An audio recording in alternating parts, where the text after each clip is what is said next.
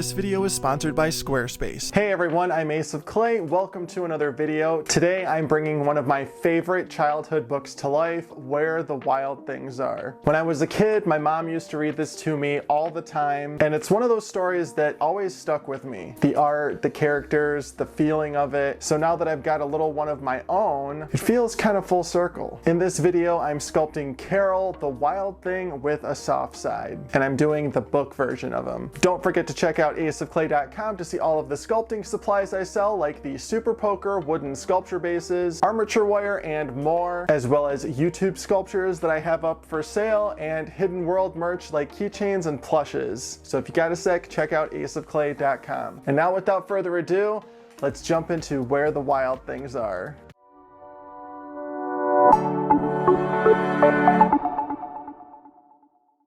Alright, let's get started with the armature. I've got my wooden base with the pre-drilled holes and some 10 gauge wire. After shaping out one side of Carol, I'm mirroring it to create the other and then wrapping it together with a third piece for the neck.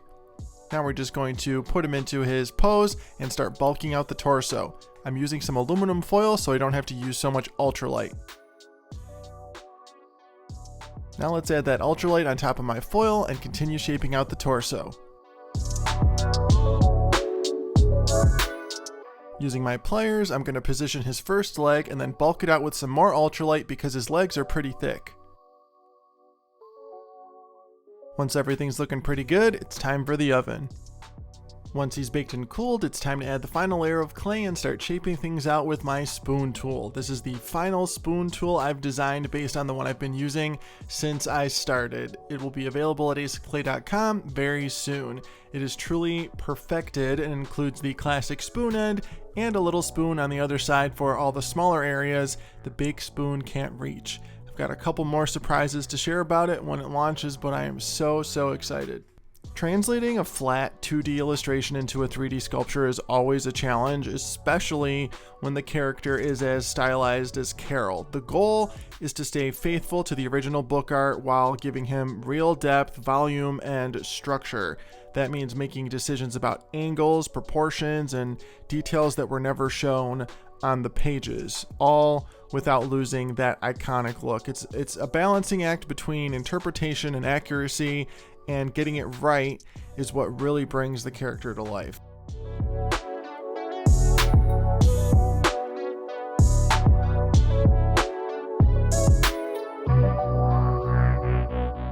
The texture on Carol's legs is made up of small, uniform scale-like shapes that wrap evenly around the surface. They're tightly packed and consistent, almost like patterned tiles or tough overlapping plates. It gives his legs a sturdy, rugged look while still feeling natural and true to the original illustration.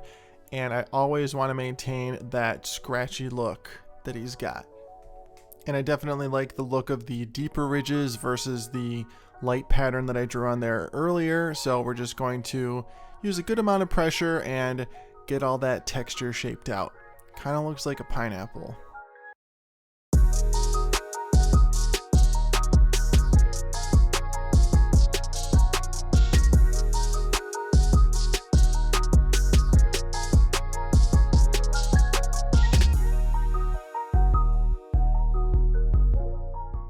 And then once I have the edges figured out, I'm just going in with the tip of my spoon tool to add a little fur texture. And then for his chest area, we're just going to go in with all of these nice vertical lines.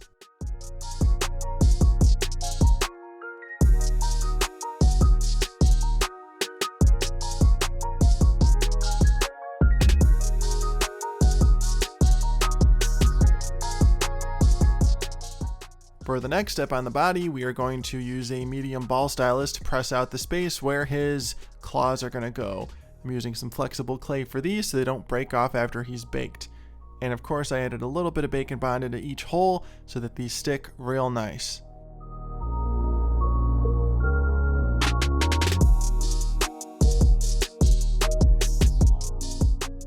Alright, let's get that last claw on and get him in the oven.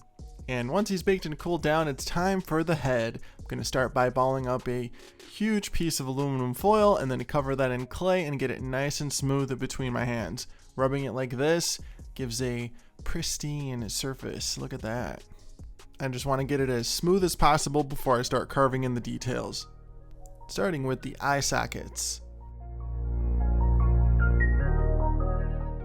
When sculpting Carol's face, the most important thing is getting everything in the right place. The original illustration is beautifully stylized, but it's full of awkward angles that don't always translate well into 3D. So in the book, his face might look great from one view, but in 3D space, it needs to hold up from every angle. So I have to interpret Maurice Sendak's style and bring it into the third dimension in a way that feels true to the character, but also balanced and believable. That means making his features more symmetrical, refining the forms, and keeping that wild, slightly goofy charm intact. Now here's a trick that I always use when I want a sculpture to actually look like the character. Compare everything to something else. Okay, so instead of guessing how big Carol's nose should be, I look at it in relation to his eyes. Is it wider, taller, or just a bit bigger than one eye? Same with the mouth. How far does it stretch compared to the space between his eyes or the width of the face? Measuring features against each other helps keep everything in proportion, and that's what makes the final piece actually look like the character you're aiming for. So even if you sculpt the nose perfectly, it might still look off because if you didn't compare it to other features, it could be too big, too tall, or just out of place. That one mismatch can throw off the whole face. So always check one part against another. It's not just about sculpting well, it's about sculpting in proportion. The key is really looking at what you're sculpting. I know that sounds simple, but like actually studying the reference and asking yourself what you're seeing. If something looks off on your sculpt, don't just keep going. Stop and figure out why. And the sooner you do this, the better. Compare everything. For example, is the eye bag really that close to the nostril? Is the Cupid's bow really that long? Are the eyes actually touching the bridge of the nose, or are they set further apart? It's those little relationships between features that make or break a likeness. So it's not just about sculpting skill, it's about observation. And then here you can see we added all of his pointy little teeth, and then I added a snake of clay on top of them to create the upper lip, and we're just going to blend that in with the rest of his upper mouth area. And now all of his teeth are nicely nestled underneath.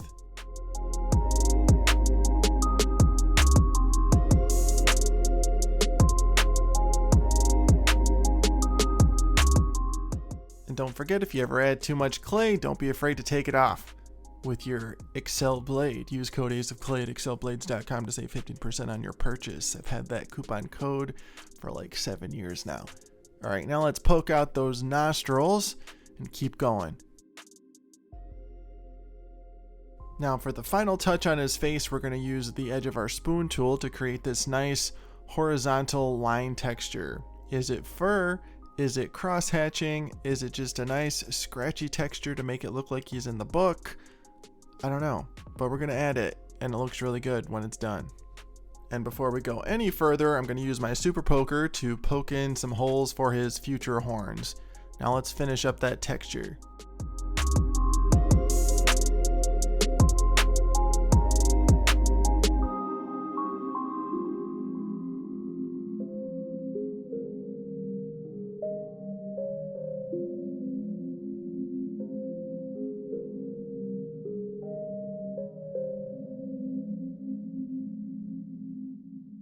Now we're going to refine things a little bit and then brush the surface gently with some clay softener, just so we remove fingerprints and we don't remove the texture we just spent all that time on.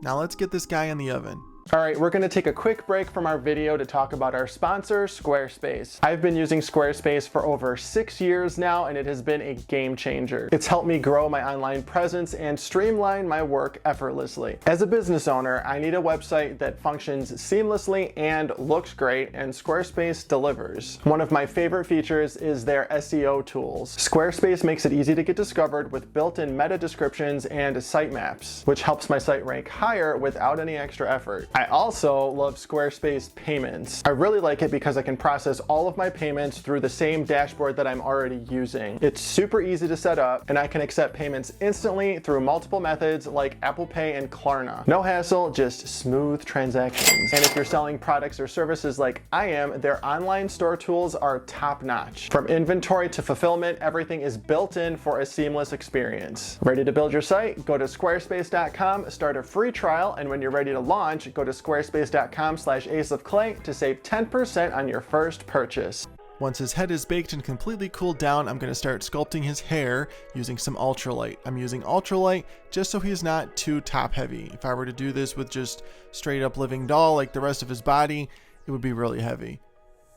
Ultralight also performs really differently than the regular polymer clays. I know I keep saying scratchy, but honestly that's the best way to describe what the look I'm going for. The surface of ultralight is way less dense, so it reacts more dramatically to tools, if you will. It picks up every little poke, scrape, and rub. That makes it perfect for Carol's mane because I want it to have that rough, wiry, scratchy texture, almost like matted fur or straw. So I'm just starting with a nice layer of this scraper tool, and then we're going to refine things with my explorer tool. So it's just scrapey enough.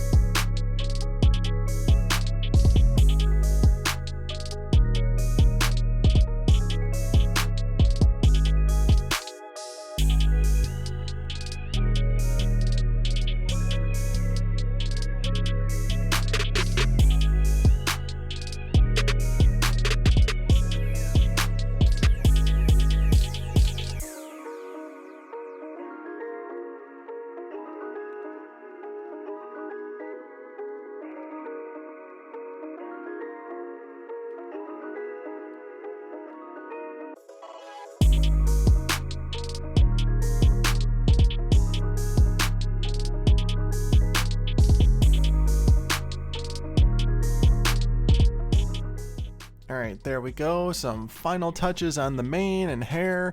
We can pop this in the oven and start bulking out the arms. Again, just like his legs, his arms are pretty thick, so I'm going to bulk them out with some ultralight first. And then after baking the head, I realized that I kind of lost the roundness of it, so I'm just going to carve off some of that ultralight and add a thinner layer of regular clay to it and just sort of blend it in so that it has more of a circular shape than oval.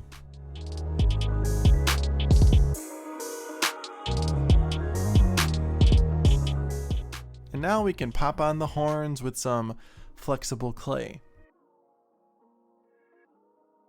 And rocking my explorer tool on it gives us a nice texture. And for some added detail and dimension, I'm going to add a bunch of little tiny snakes of clay to create flyaways.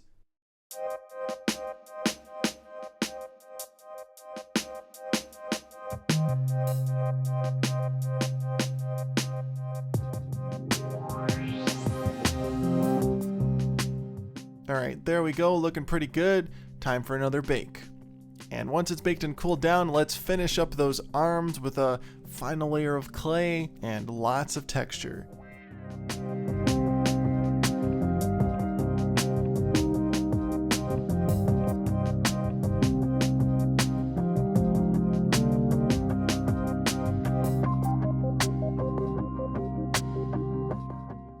Now using my super poker, I'm going to shape out his paws.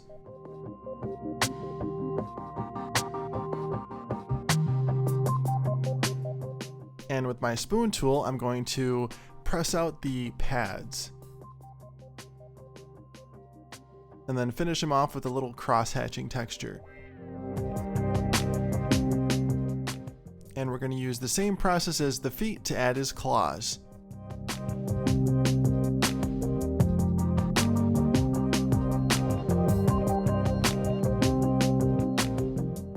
And let's see what he looks like with his head on. Not too bad. Now let's make his tail out of some 16 gauge aluminum wire, and I'm going to sculpt it out of some more ultralight so that it matches the texture on his mane.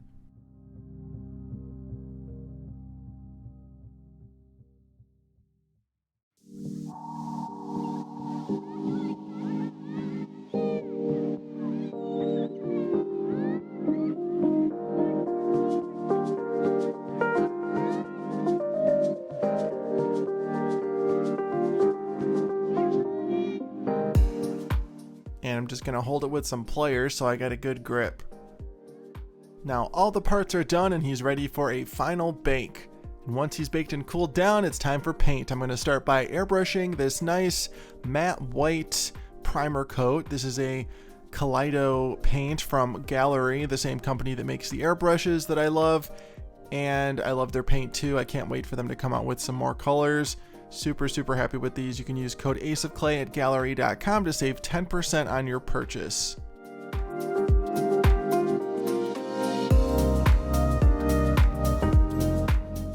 Once my primer coat is on, we're going to hand paint the rest, starting with his face.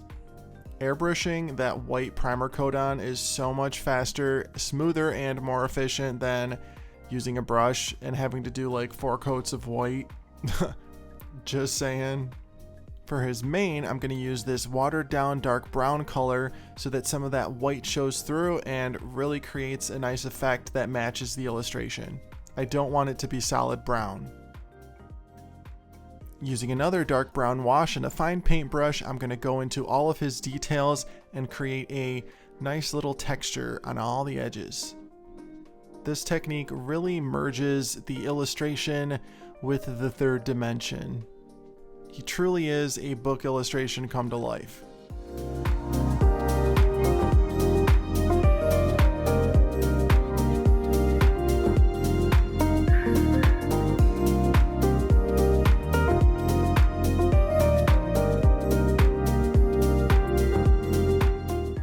Now let's get in there with some bright yellow eyes.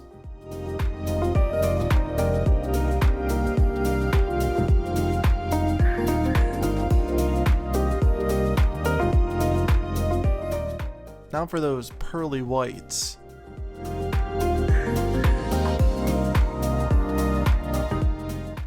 And of course he's going to be looking all the way to the side, just like the picture.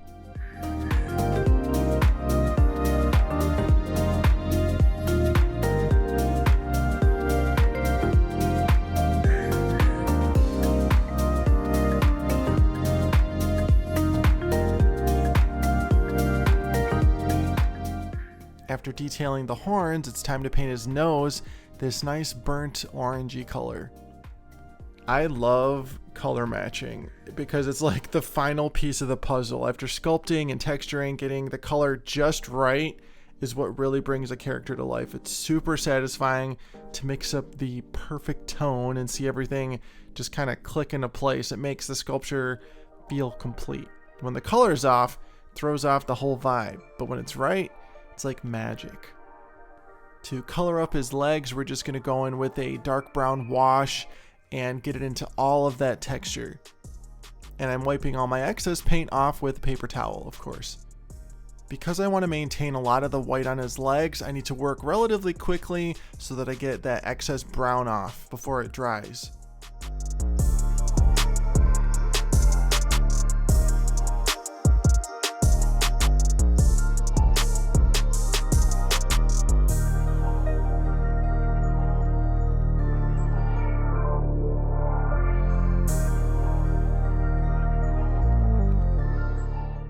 Now for his upper half, I'm going to start with the light yellow shade.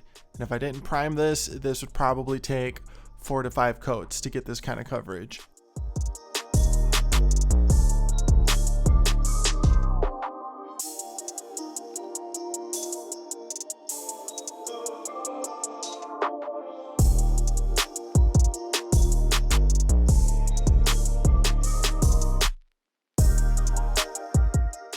Now, in my opinion, this is what really pulls them together, these soft orange stripes.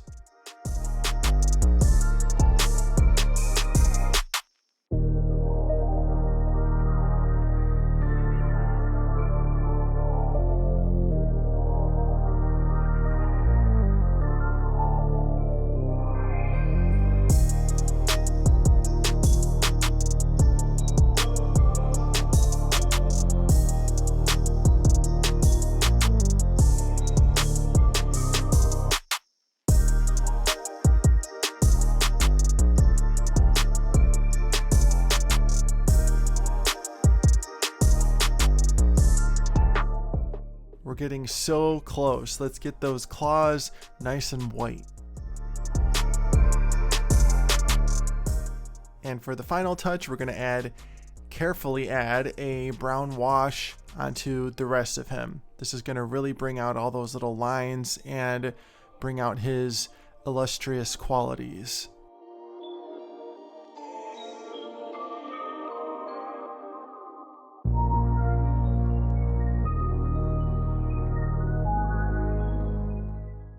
And he does have these little solid brown patches of fur on his elbows, so let's get those painted up now.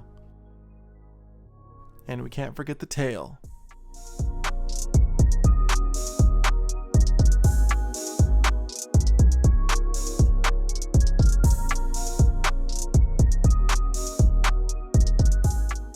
To permanently attach the tail, I'm using some Loctite gel super glue.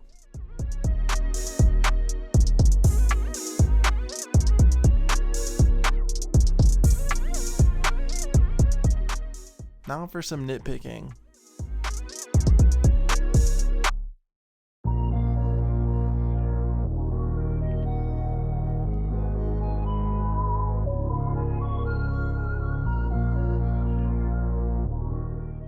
For the base, we're going to go with this nice shade of green. And we're going to add a little bit of whimsical texture to it with some lighter green. Alright, now say it with me. And he's done! My sculpture of Carol from Where the Wild Things Are is complete. Let me know how you think I did in the comments.